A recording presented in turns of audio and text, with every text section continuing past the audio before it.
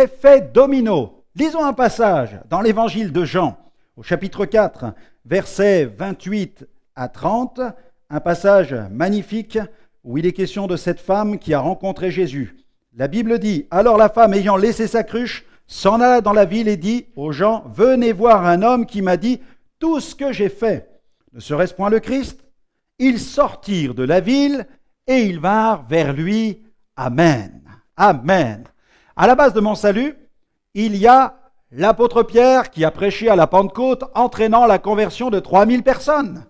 Parmi ces 3000 personnes, il y a eu sûrement des commerçants qui sont repartis sur les routes et qui ont partagé leur foi à leur tour.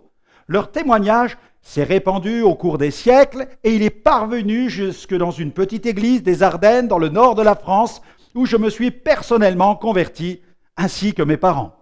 À notre tour, nous avons rendu témoignage à des centaines de personnes. Certains se sont convertis et ils ont rendu témoignage à leur tour. Par la suite, et par sa grâce, Dieu a fait de moi un évangéliste. Aujourd'hui, lors des différentes campagnes internationales auxquelles je participe, des dizaines de milliers de personnes viennent écouter la prédication de la parole et entendre mon témoignage de conversion.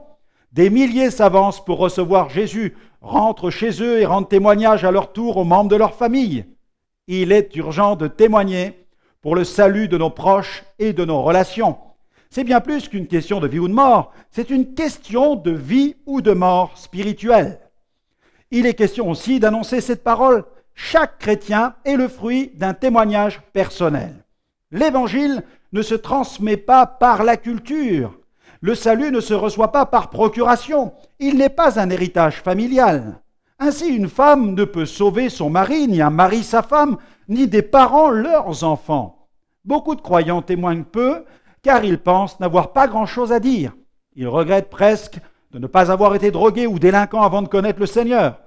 Nous n'avons pas besoin d'avoir vécu la vie misérable de Nicky Cruz, cet ancien chef de gang à New York, pour devenir un témoin efficace. Écoutez-moi, chaque conversion est un miracle en puissance.